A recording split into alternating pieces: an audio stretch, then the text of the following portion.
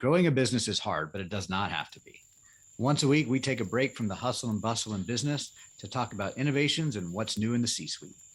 This is the Fractional C-Suite Retreat, and I'm Joseph Frost.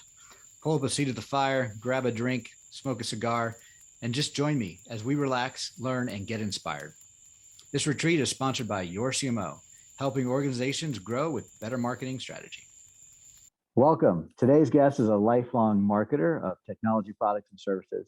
He's a sought-after conference speaker and a published author, and he's a fractional CMO at yorCMO. Welcome, Michael Carter. How are you?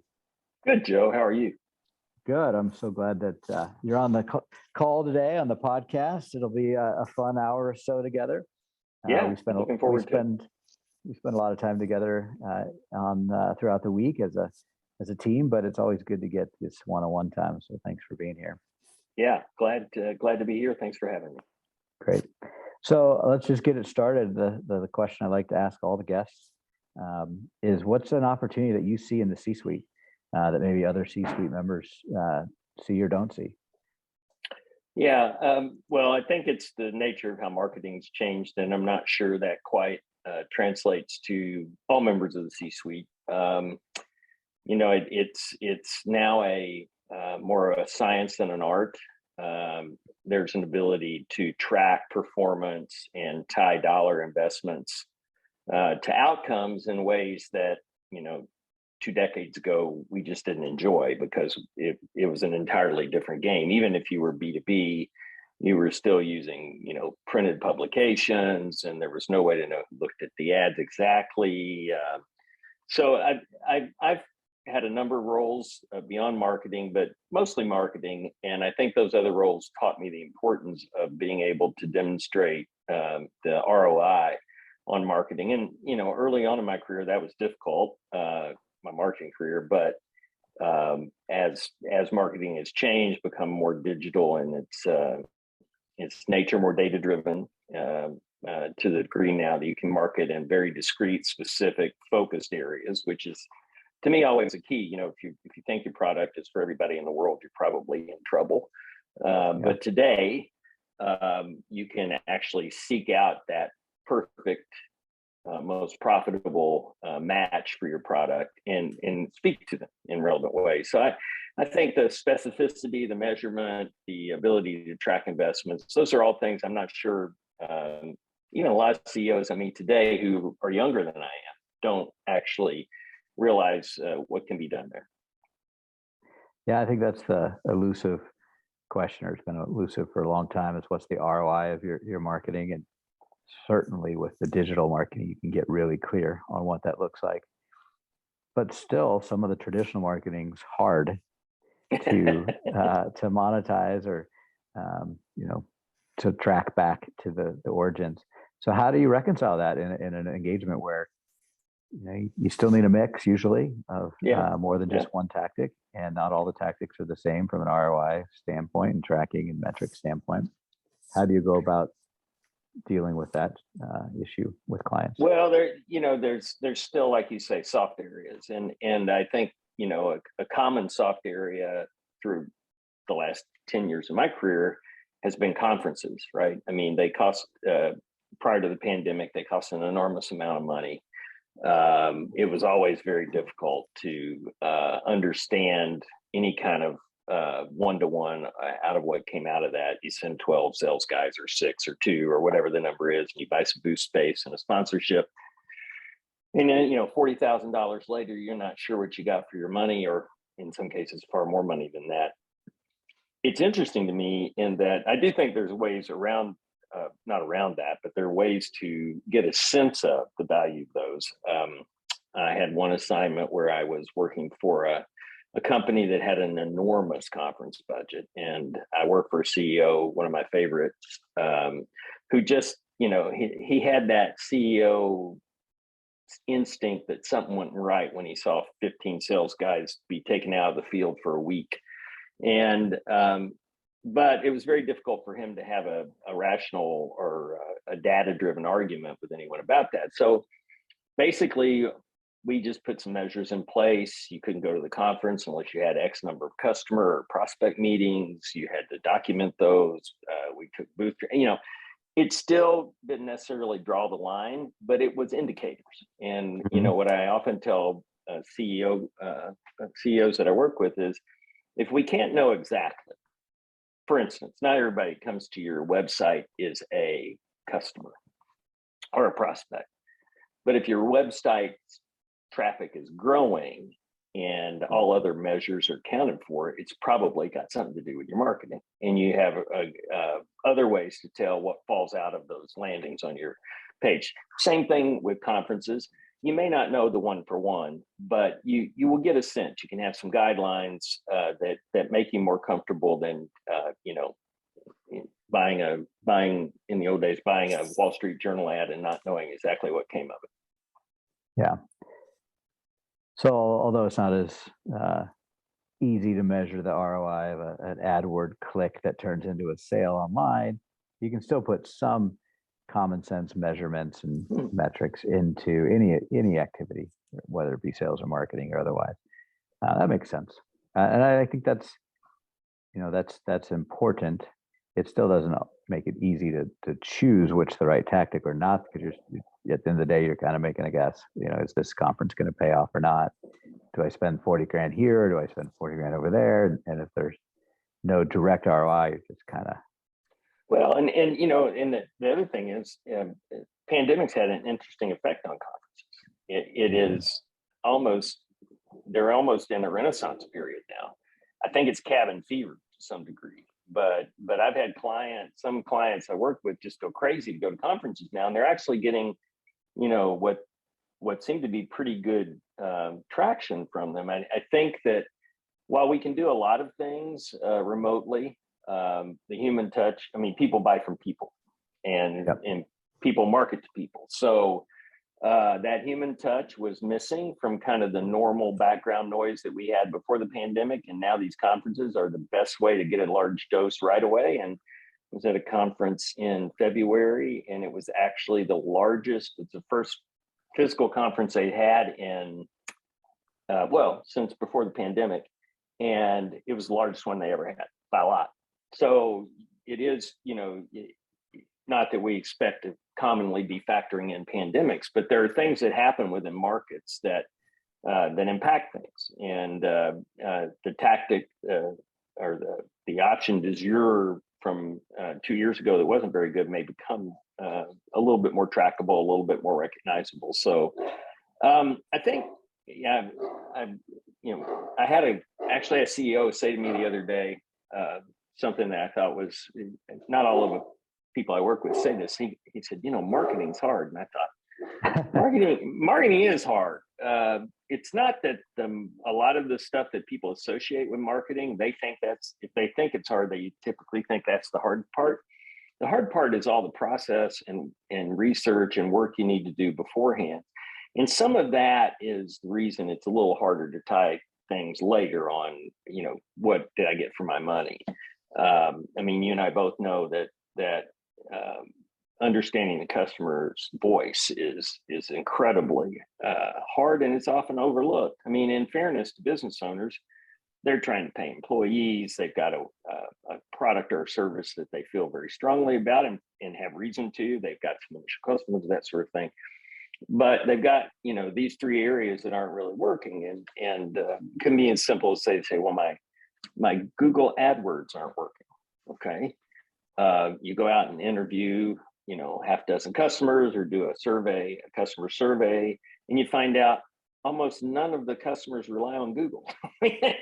So until you understand the way they acquire their information, what barriers they feel they have to satisfy when they're moving towards a decision, you can be doing something that it seems to have no ROI or little ROI or difficult ROI, and find out, well, you're not really speaking to your client anyway. So that grunt work that goes on at the beginning, to me, it can't be underestimated, the value of it. It takes time. The methodology we use at yorCMO of doing an extensive audit at the beginning doesn't, a lot of owners, a lot of CEOs are in a hurry. They want to have an impact right now. If they're talking to us, a lot of times they need to up their game. So that means their game hasn't been entirely satisfying until that time. And so they want to do something different. They want it to feel better, have more impact. Well, I understand, but for a fact, if we don't do this, 4 or 5 week bit of work here,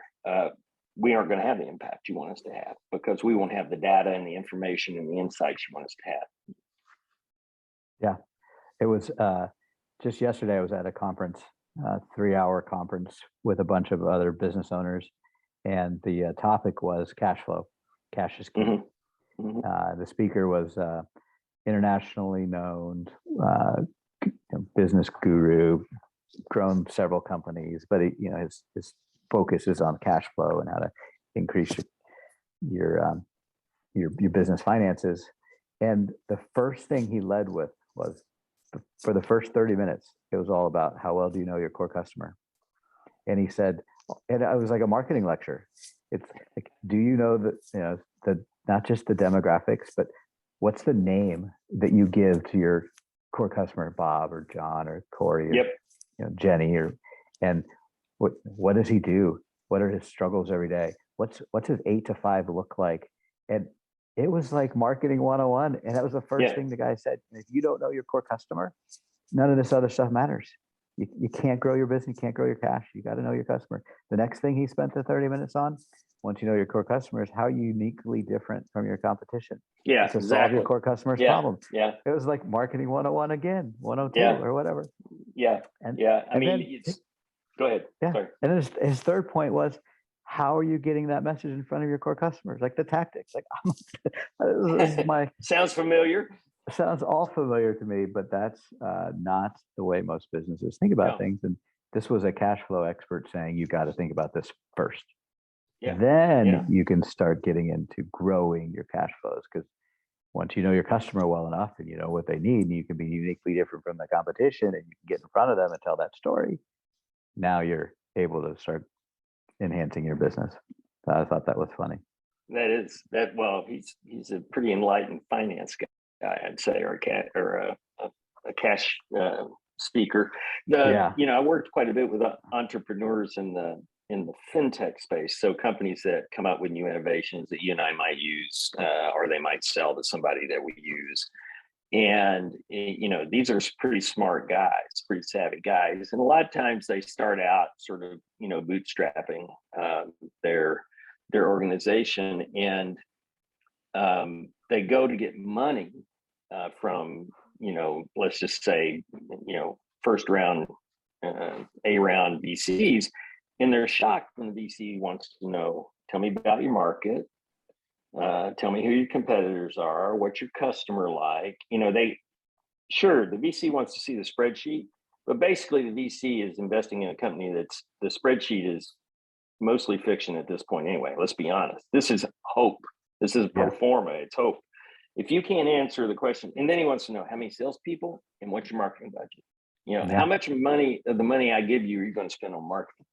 And I've been in that, car coming back from those with, CEOs when I've just been more of a business advisor. And, why are they so interested? Because if you don't get those elements right, you're going to waste their money. They already have trouble. It's 1 in 10 for them on a good day. And that's when people have a lot of that locked down. But if they don't have any of that locked down, they won't. Unless you have a record, they're not going to spend a whole lot of time with you. Yeah. Yeah. The customer's changed a bit since, the last 20, 30 years. Yep. Just as much as the marketing tools and tactics have changed. But the concept of people buy from people, that hasn't changed. Right. I guess when you're online and you're transacting on Amazon, you're probably not buying from people, but at some level, you probably were influenced by a person to buy that product or service on Amazon. Yeah, sure. Yeah. The brand has gotten reviews, somehow, right? some way. Yep. People look at the reviews, and it's been a big thing in the industry recently about Chinese companies juicing their reviews online, and Amazon's cracking down on that. Why? Because people count on those. I mean, we don't talk to one another as much anymore, but we look on there, and and hope to find something to hang our hat on, since we don't know the person selling it to us. Sometimes it is, half of what Amazon sells is stuff made by somebody else, sold by somebody else that Amazon fulfills. So yeah, I mean, people do buy from people, and relevance is still the relevance of the offer to what you're looking for is maybe more critical now. I mean, because if I'm talking to you personally, if you're selling me something personally and I don't get it, or what you say doesn't make any sense to me, you'll see it on my face. But if you're selling to me, something off a SaaS platform where you're offering me, a piece of business software for $2,000 a year, or whatever it is, or a piece of personal software for X, if you're not communicating with me, you'll never know it. I just won't be there. I mean, I'll just be gone. I will have moved on to somebody who can tell the story that matters to me. So it may be more critical than ever that we understand the voice of the customer, because we don't have that chance for as much for personal touch or visual reading of who we're trying to speak to. Yeah, and it doesn't really take that much energy and effort and resources to understand it. It's just, you got to slow down for a second and do it.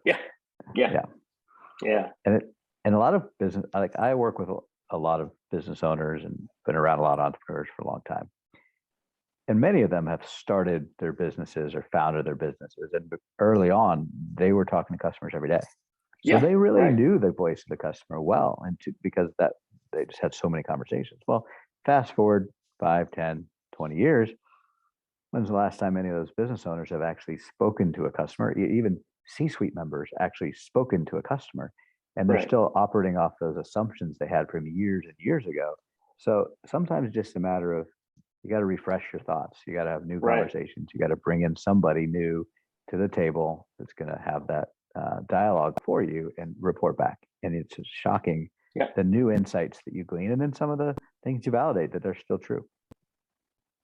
Well, we all have confirmation bias, for one thing, when it's something that's our baby, right? I have a mentor from my corporate time that, became a investor in small businesses, and he said, nobody likes to have you tell them their baby's ugly. So they tend to not want to hear if a customer's telling them they'll hear it, and they'll hear it a certain way and report back to you, and you'll hear it and say, yeah, I don't actually think that's what the customer meant. So I think the ear, and I think the marketing person has to be an honest broker in that. I mean, the chief marketing officer anyway, that needs to have enough authority and power to stand up to the CEO and, not call bullshit. I mean, after all, he is the CEO, but to be able to say to him, hey, look, man, this is my discipline. And this is what I'm hearing, and you aren't hearing it, and it's understandable, but you need to. And so, and it happens also when they get a customer. Now, in a lot of the software today, whether it's for individuals or businesses, they're sold on a subscription basis, right? So you pay a year's worth, or you get a break, pay a year, you pay month to month, and you can stop anytime. Well, you have to win that customer every month. Every month. And most common reason for terminating a subscription is the product didn't do what they thought it was going to do. Now, sometimes that's because the product didn't do what they thought it was going to do because it wasn't made for them. A lot of times it's because the provider of the product never took the time to educate the customer and tell him how that product solves that problem. And there's a phrase emerging in the cloud-based platform business called software and a service. It used to be called, as you know, SaaS, software and a service. But I've worked with a couple of people now, and I think it was one of the people I worked with came up with one my phrase, but software and a service, and that is critical in these subscription based. So you don't win them once in the current environment, particularly with technology. You have to win them again and again and again and again, and that's you miss a beat there, and it's immediate. Yeah, especially when it's pretty easy nowadays to swap softwares. All of them have, even the big like Salesforce, like the big CRMs, like the up and coming ones, they all have a little widget that it will pull all your data and it will roll it right into the next one. I mean, just down the line, everybody's got an easy way to switch. You got to earn and keep their trust and show the value month after month after month, which is a good segue to what we do as fractional CMOs. Yep. I have this conversation a lot. What's the difference between a fractional professional and a full-time professional? And one of the differences is fractional's got to show up every month. You know, there's no hiding behind this month because most of those service offerings are month to month. So Right. it's one of the values to an employer is, you know, you've got somebody that's delivering every month so that they're on next month, as opposed Right. to a, Right. you'd expect your full-time people to be delivering every month, but the relationship's a little different, It is full-time different. and Yeah. fractional. Yeah. Yeah. How have you found that in your experience? Similar?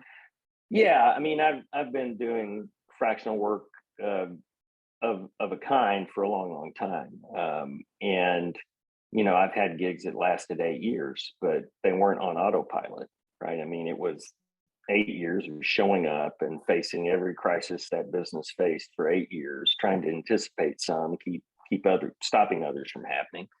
But I've come to the conclusion that I think if I were running my company and it was an early stage company, as most of mine are, or they're small and want to go larger, I would probably fractional a lot of use a fractional model for a lot of my stuff. And I've seen it. I've seen buddy here, you know, he started out fractional CMO, fractional HR, fractional lawyer, fractional CPA. When the business grew and that stuff came in, which, you know, meant the fractional people were probably doing what they should be doing. And at some point, you know, if you're successful, it grows. But the ability to turn the spigot off and on is sometimes a good sell, because you tell them, okay, look, if I don't perform, I'm out of here. But it's also a good incentive from my side. I never feel, I kind of like it. I mean, I have to focus. It gives me a really good reason to focus and to want to make a difference every time. Not that I didn't when I wasn't on staff, but you're right. It's a little different. You know, you become buddies with everybody else in the C-suite, and you think, okay, I have a bad day today. Nobody's gonna, you know, I make one bad report, you know, this quarter, nobody's gonna can me. But if I'm the fractional person, I make a bad report, they start going, I don't know if this is worth it or not. Yeah. And so it's important. It's definitely a different level of accountability and expectations, really. Yeah. Which is good. I mean, that's why we show up and do the work. And that's why it's a good value for businesses to consider fractional, whether it's marketing or finance or IT or HR or whatever. What are some of the other differences in your experience between full-time work and fractional work? Well, I tell people I stopped. I had a very good corporate career, very lucky, and got to do a lot of really interesting stuff, IPOs, and worked abroad and ran, you know, P&Ls and that sort of thing. But the one thing I took away from that is I'm a guy that and like you, I'm sure, and a lot of our colleagues at yorCMO, I want to make a difference. I don't want to get up and put it on autopilot and say, okay, here we go. We're just, you know, boom, boom, boom. If it runs that well on autopilot, you don't need me. I mean, you don't, because as one of my mentors said, you're not good when you're bored. I'm not good when I'm bored because I'm not happy. So I want to puzzle, you know, I want to puzzle, and I want to be solving that puzzle at that strategic level for the other disciplines within the business. You know, certainly sales, but also even the CFO. I want him to know, you know, we're solving that problem. We're using that investment wisely. So I like that part of it. I like the intensity of it. I played sports a lot. I always wanted the ball when it was coming down. I didn't always score, but I always wanted the ball, and that's kind of the personality I think that makes for a good fractional person. As you say, okay, I know what I'm doing. I know the discipline, but I not only know that, I want to make something happen. I'm going to err on the side of action than being passive and just saying, okay, everything looks hunky dory. And I don't trust hunky dory usually. Right. Not in business anyway. Yeah, and you get a little more diversity as a fractional in that action. Yeah, that's right. That's You're right. working on more than one problem at a time. Well, often it's a few different clients that have Yep. a few different things going. You got to mix it up a bit. You got to stay stay in the game as opposed to just kind of sitting through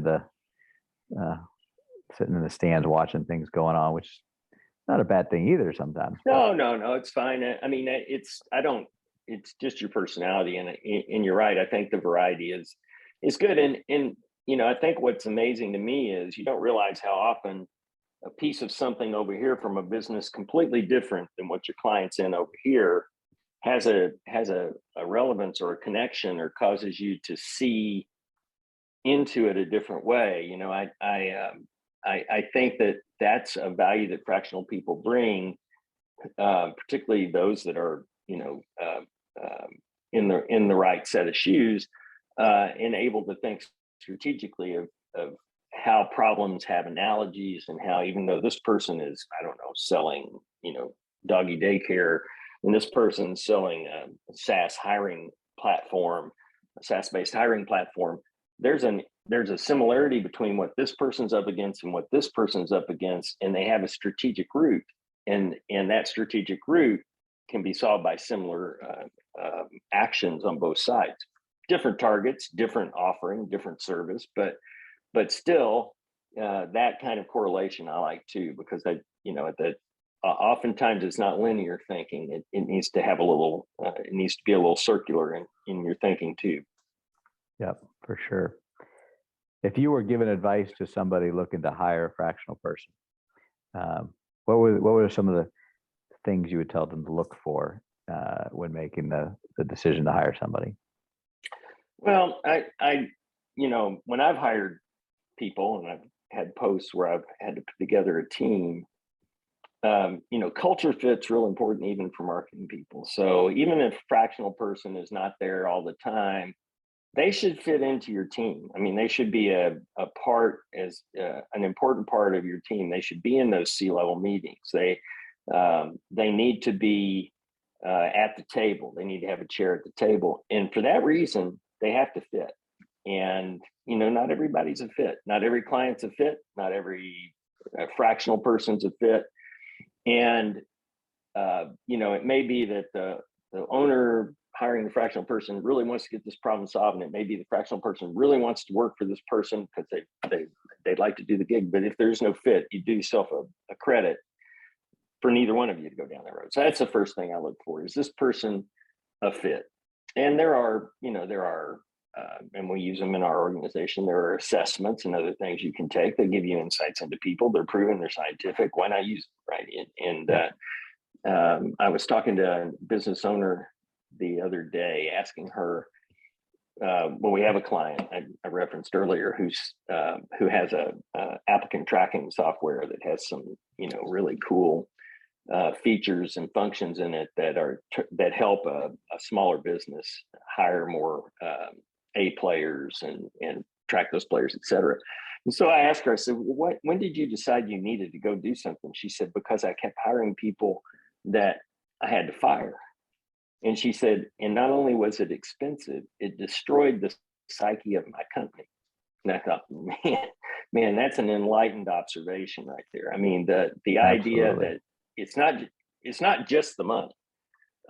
So maybe too fine a point on that, but I think fit is so important, and it's never more important than at that highest level where you've got the brain trust of the company working together. I'm a little less fussed about what specifically the person has done. I am interested in their career. I would be interested in, how long have they been doing this? What kind of environments have they done it in? Did they work in my industry? To me, marketing is marketing. And you're not paying a CMO necessarily for subject matter expertise.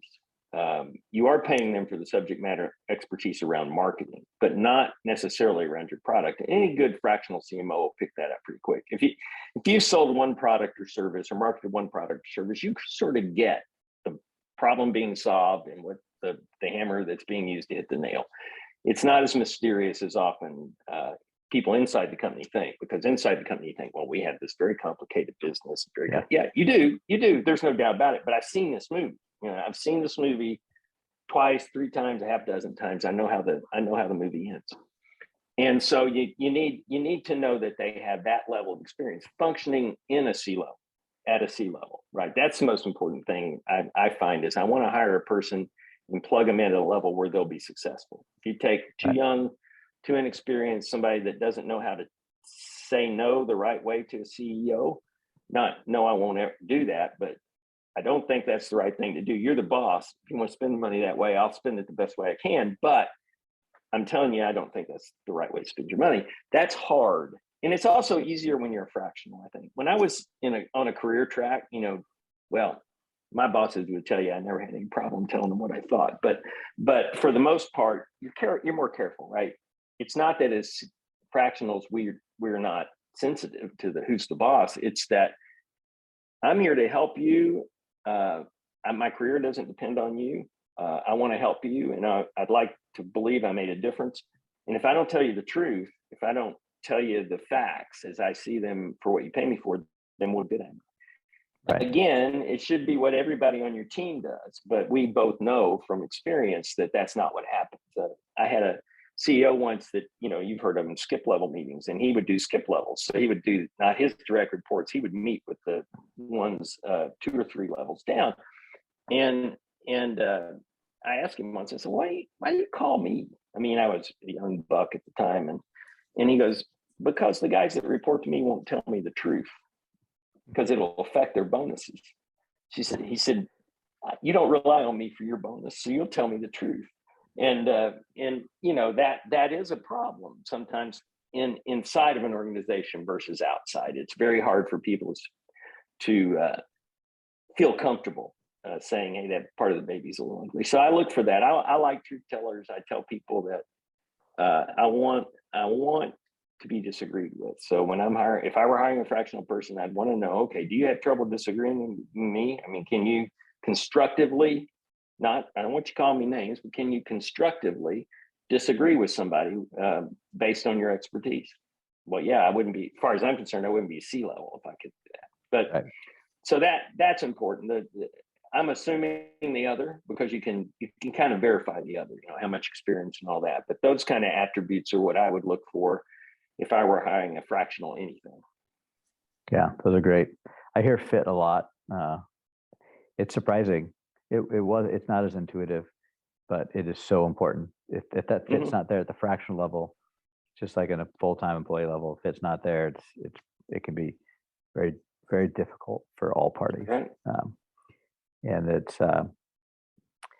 it's hard to flush that out always, especially in, I wouldn't say project-based work is fractional, but this idea that it's not a full-time commitment, it's not as high of a priority for the client to find a fit, and so they're not searching for it. And most fractionals are, they're eager for a gig, so they're gonna not be as searching for it either, because they know it's just a part-time gig. They got more than one. Yeah. And I've seen it with our CMOs. I've seen it with other fractionals. When that fit's not there, it's pretty apparent pretty quickly. It doesn't last real long. And that's an expensive lesson for everybody. Waste of time, waste of money. It's not any fun. I mean, who wants to?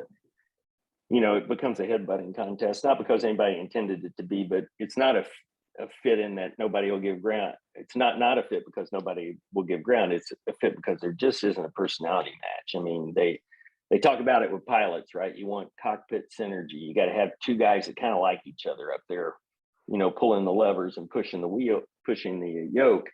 And same in business. I can see your point. I mean, I think that is true. You're thinking, well, so if I don't like them, I'll just, we'll just terminate our engagement.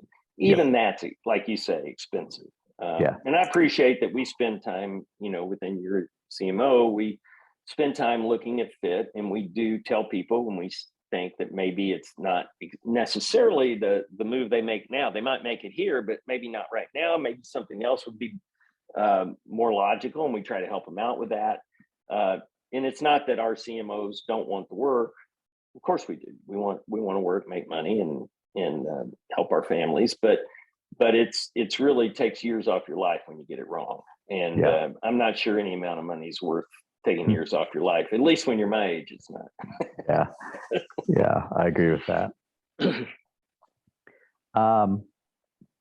One of the topics I like to bring up is leadership and trying to understand.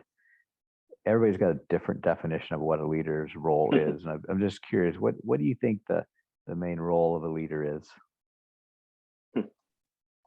Well, it's a great question. And I think a leader is, to me, the model that serves pretty well, it has served me pretty well in career is the coach model, right? When I've had people on my team and I've tried to be the leader I want to be for them, we got to get stuff done. We want to win the game. This is not a nonprofit. So we got to make money. We got to do the right thing. But if you make a mistake, I'm not going to kill you. In fact, I'm going to tell you about the time I made a mistake. And you're going to be free to make mistakes up until a point and learn from them. Because if you don't, you'll never grow. I'll never get anything out of you because you'll be hiding behind your fear. So I think the coach model works real well for me. And the thing is, there's so many different types of coaches. There's Bill Self at Kansas is different than Calipari at UK, who's different than pick one. Dabu Sweeney coaching football at Clemson. They're all in Saban down at out. They're all different. They treat their guys differently. Some of them are really right down there with the guys, they're buddies. Some of them are coaches that say, I'm the man and you'll do it the way I want to do it. As long as it works, you don't, I'm the one that gets fired, so you're going to do it my way. None of that's wrong.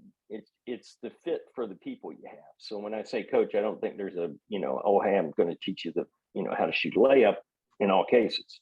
So I like that model. I think the thing that gets overlooked with leadership, and it's a natural byproduct of success for a leader, is communication.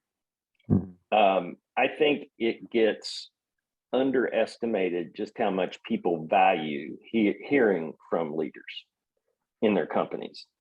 And they don't very much. And like I said, in a lot of businesses, and like I said, I think it's just a byproduct of the CEO gets busy, or the head of the department gets busy, and they got 1,000 things to do, and like everybody else, they're doing more with less, and then they think, well, I'll send an email, everybody knows that. Well, that's not, an email is a memo. It's not communication. It's a memo. So I think that's the thing I have consistently seen that made a difference between the CEOs I work for that were incredibly effective, and there was a lot of loyalty to them and people who would, charge the hill for them. Those CEOs communicated a lot. They were accessible. When they said their door was open, it was open. They found a way to make themselves accessible, and that made them authentic, and that made people want to do things for them. The ones that were less successful, this still amazes me. I got a gig where I had a company that had 5 brands, and it was a small software company, has 5 brands. And so the CEO comes to me and says, I know we can't afford 5 brands. I said, not unless you're, Procter and Gamble or GE or GM. And so we ended up consolidating his brands, creating one position for the brand, creating the marketing and the messaging under which all the, it was a lot of products would fit, and the various industries would fit. And then he said, well, we got to go explain this to everybody that works for us. And he said that, not me. I didn't say it to him. He said it to me. And going to explain to everybody the workforce meant getting on an airplane and flying to South Africa, Ireland, Europe, Wow. Melbourne. We flew all over the place, and he flew on all those. And the CEO, right? And he was part of it was a small software company. He was publicly traded. Well, pulling a CEO out of a publicly traded company for a couple of weeks to globetrot is not an easy thing to do. But he was right. It made a big difference because those brands weren't just abstractions. There were people who worked for those brands. And they Right. needed to hear from him and be able to ask him questions about why this was a good idea. And me telling them wouldn't have worked. The two of us telling them had to happen. So I think communication is vital to leadership, because it gets people to understand you and to follow you. And that unfortunately, in a technologically driven business environment, it takes a lot of intention to do that. Yeah. And especially in today's day and age where everything is so hard to sift through the noise, it takes extra attention and intention to make that work. I'm guilty. I know that in my organizations, I don't communicate as much as I would like to. And then there are moments where I realize from you know, people saying to me, "Oh, it's so good to have you here," explaining that, like, "Oh, well, I didn't realize that I hadn't explained it right before." You kind of find out about it after the fact too, and it just hits you like, "Gosh, I wish I would have been a little more aware of it sooner." But it's Yeah, I hard. think everybody's guilty of it. I mean, the only reason you should do it is that you have enough awareness to know you're not doing it, right? Yeah, So it's just part of why it's so easy today to get, it's probably easier today than it's ever been because businesses are far flung. Post pandemic, we're not even all sitting in the same state or country. yeah, And so, special effort has to be made to do it. And then it can be way down the list to doing things that pay the bills. right. Yeah, this is a tough time for businesses all around from a marketing perspective. I think it's also tough from a employee perspective, and Yeah. fractional is certainly a way to solve some of those potential hiring problems. How do I retain and hire good people? I saw a a graph the other day that showed that the largest percentage increase of people resigning is older. It's the top age Mhm. groups because they're Mhm. looking for they're bored or they're able to find something new or different. And I think fractional is what they're looking for, consulting or something like that. After the pandemic, you get a reset and like, what do I really like what I'm doing kind of thing. Yeah, right, Um, so people are leaving, but that means people are available. So I think right, from business perspective, it's a great solution when you're looking for leadership to look fractionally. Um, right. what are some of the characteristics of a good leader? Some of those roles you said are coaching and communication. What are some of the characteristics of a good leader, fractional or otherwise? Yeah. Well, accessibility is not quite like communication, but it can be pretty easy to wall yourself off, particularly in times of crisis, because you're afraid you're going to say something wrong if somebody asks you a question you weren't prepared for. I think I love it when a leader says, I told you that and I was wrong about it. I mean, Yeah, what that does is that creates an environment where your people will serve you better, be more productive because they're not afraid of making a mistake. Because let's face it, most of us, save people in the medical industry and a few other airplane pilots, et cetera, we don't work in businesses where one mistake is going to kill anybody, hmm, right? Um, I used to, I had a lady that worked for me, God, perfectionist. I love her, great person, very productive, very good at marketing. But she made a mistake. She just fell to pieces. I would say, okay, Sissa, did anybody die? Nope. Okay, pretty good day then. Nobody died. Let's just move on, right? I mean, but I think a leader being able to say that opens the door for that. The other thing I think is adds to authenticness, which I think is important, is saying I don't know. I mean, a lot of us feel like when we're in leadership positions, we have to have all the answers. I, you know, there's no way I have all the answers, even in marketing, because it's a huge field and it's changing every day. And there's new tools and new ways of doing things and just abundant lessons to learn at any one point in time. And a leader is just simply not going to know all there is to know. And being able to say that to people, I don't know how many customers I've talked to that said what I really liked about that company was when they didn't know, they told me they didn't know, and they went and found the answer and came back and told me what it was. right. I mean, even the customers don't expect you to know everything. So that's important. I think demonstrating the same balance, life work balance that you want your people to have, you have, as a leader, you have to demonstrate that, because your actions speak louder than anything you're going to say to them. And if you're in the office 60 hours a week as a leader, or you work 12 hours a day, they're going to feel like, unless they do that, they're at risk. One of the things I heard shortly after we got a little bit more back to normal business was a lot of CEOs were saying, fine, you don't have to come to the office. And one HR person or leadership specialist out of Wharton said, yeah, but if you tell them that, you can't be in the office all the time either. Right. Because that's telling them that they don't have a future with you if you're in the office all the time. So you have to, it's simple. It's kind of like communications. We all know we should do it. And we all know actions speak louder than words. But when you're a leader, it's 10 times that.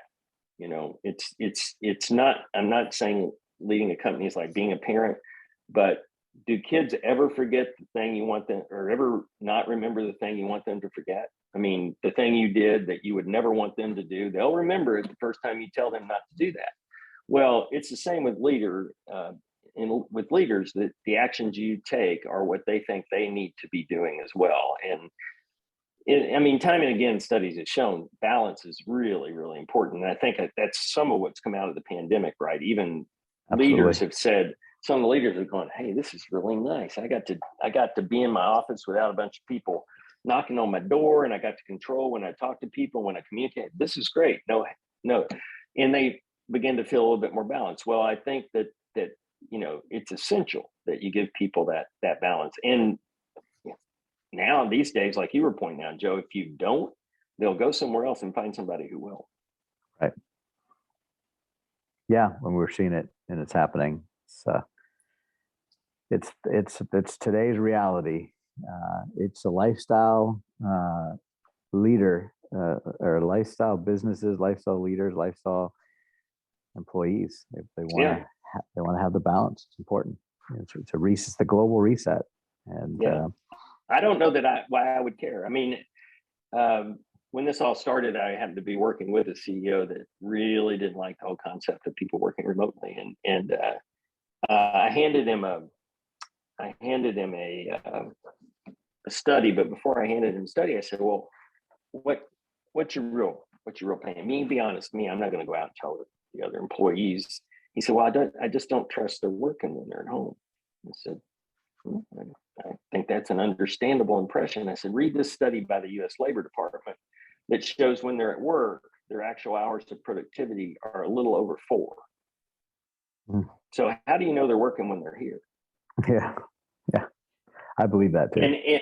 And he said, that's a great point. He goes, I don't. And I said, as a lifelong worker from home, I had an office at that point, but I said, as a lifelong worker from home, I am more productive. I'm more balanced. I'm more chilled. I'm more creative. I'm all of those things because I got my dogs here. I got kitchens there. It's my coffee. It's not your coffee.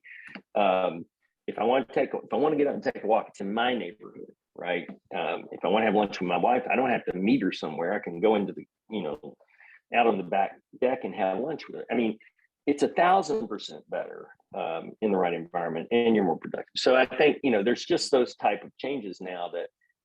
You still get some old school refusals, and there's some businesses that you can't do that with. I mean, there's just some businesses that have to be in person. I mean, that's just common sense. But for most of us, where we are is where we can be where we work.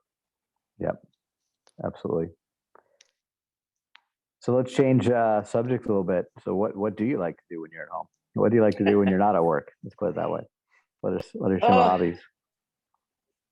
I live in Memphis, Tennessee, so I'm not a fan of music because I live in Memphis, Tennessee, or a fan of the blues because I was that way before I came. So I enjoy the Memphis music scene, and if you're a foodie, this is another good place to live.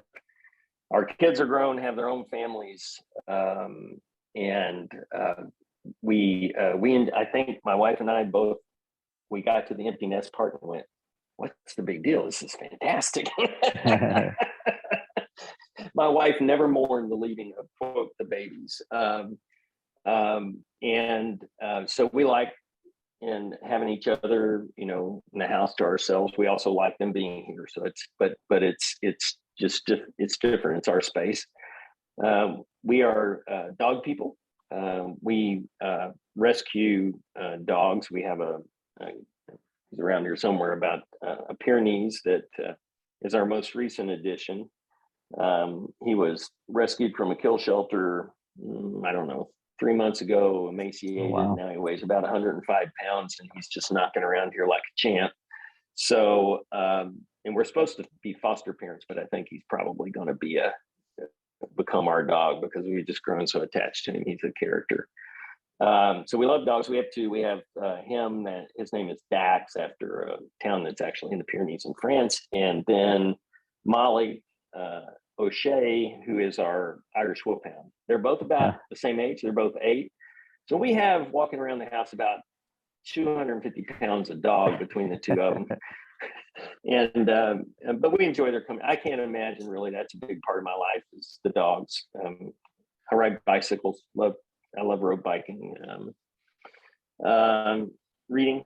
I do some writing and other things. So, it's a little mix of things.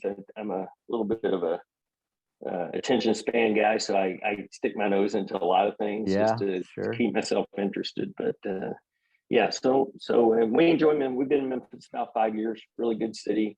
It's called America's largest town because it's kind of got a town atmosphere, but it's about 850,000 people. So it's far bigger than a lot of people think. But yeah, all's good. And we didn't get divorced during the pandemic. I don't think we even got close. So we're happy about liking each other enough to make it through that. But we have 2 grandkids. Those we take time to be with them from time to time, and they come here to spend weeks in the summer when they're not in school. Well, one of them does. One of them's still pretty young and actually lives in another country, but one lives in Atlanta, Georgia. So she comes up quite often. And so we like the grandparent gig. I didn't know if I would or not, but it's fun. It's really fun. It's like having kids when you have time to have kids, unlike when you have kids and you have no time to have kids. Yeah, I heard it's a different relationship for sure. You said you were, well, I mean, I know you were traveling. One of your kids was overseas. What was that trip like? What It was good. Your trip? Yeah, so we went, a couple of weeks ago. My daughter lives with her husband, who's Danish, and their 3-year-old, our grandson Paxton, in Paris, France. And she's lived there for the last 3+ years. Before the pandemic, we were over there a lot. Then there was a long stretch, and now we're sort of working our way back to being over there more regularly. It was pretty. France is kind of back to normal, and Paris is kind of back to normal. I mean, they have what we have, which is a nagging set of COVID cases that aren't insignificant, but they don't have the same fatality level. And so it's become for them, I think, a little bit like it's become for us, which is you're just going to get the flu, and if you had your vaccine, you won't have as bad a version of it. But we were there when all of the Parisians were on spring break, so it was really weird. It was really weird. I heard more English on the streets of Paris than I heard French for a 5-day period. But lovely city, great. I love the French people and enjoyed it there. We lived in London for 3 years, so we got a lot of taste of all the countries over there while we were there. Okay, so you lived overseas for a while. I've never spent any time in Paris. Very little time in London, but I love traveling and getting to explore new places myself. And so curious, what's your top 2 or 3 things to do in Paris if I get over there anytime soon? Well, I mean, it's a great walking city, like so many of the European cities. You can just cover a lot of ground. The Musée d'Orsay is probably my favorite museum there because it's a little bit more digestible than the Louvre. Food's always great. I like the cafe scene, right? I mean, it's just the center of life there, and you just go sit down, sit outside.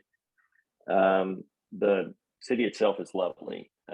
And my daughter's lucky enough to live in a very pretty part of it. So being outside there is great. The food's great, the arts are great. So, and it's in many ways, all these large cities are similar. They have their own cultural characteristics, but they all have arts and sports and food and music and people that are, I'm like you, I like the aspect of meeting people who see the world a little differently than I do. And my wife and I often talk about the fact that that moving abroad probably changed our kids forever because they were exposed to kids from all over the world.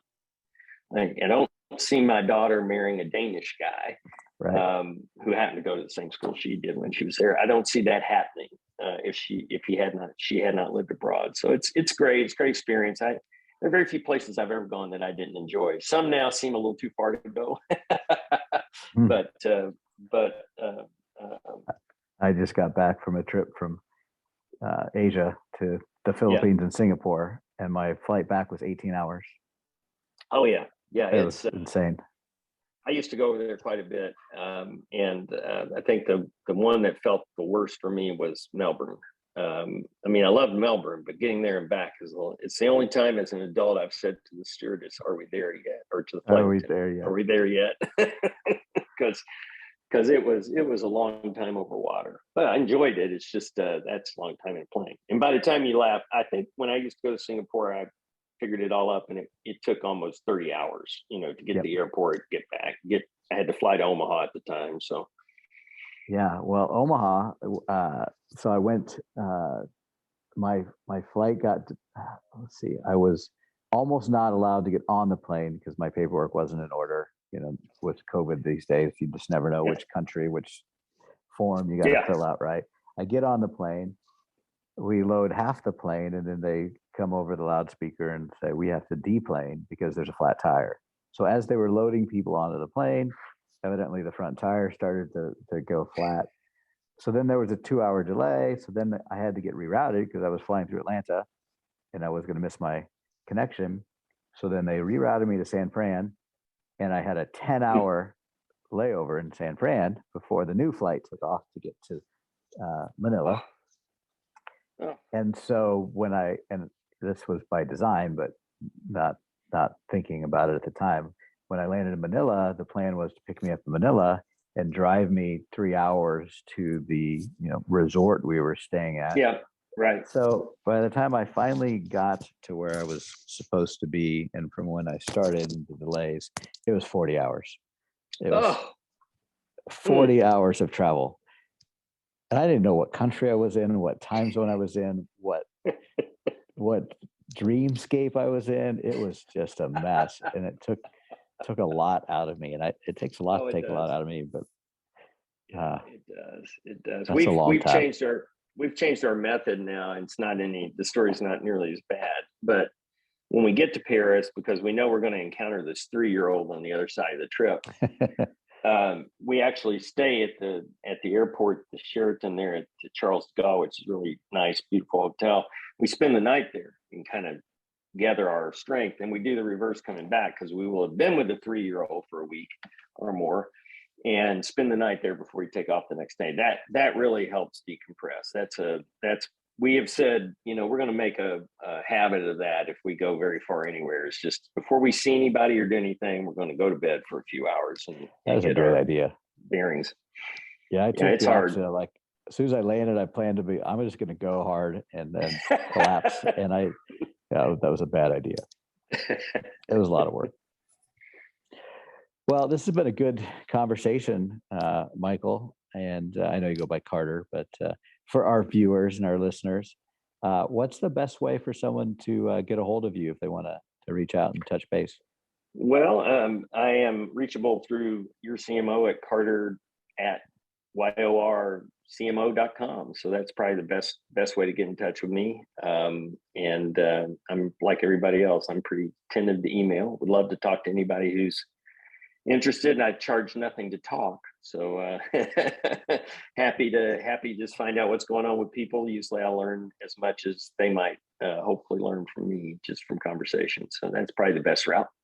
Good. Well, we'll have those that detail in the show notes. But I thank Okay. you, and for all of our listeners, thanks for listening to our stories and our talks. Hope you learned something, and hope to hear back from all of you soon. Thanks again, Carter. Yeah, thank you, Joe. Appreciate it. And that's a wrap. There's another successful episode of the Fractional C-Suite Retreat. See our show notes and more episodes at fractionalcsuiteretreat.com. This podcast is sponsored by yorCMO, helping organizations grow, save time and money with better marketing strategy and fractional execution. Visit them at yorCMO.com, yorCMO.com. Spelled wrong on purpose.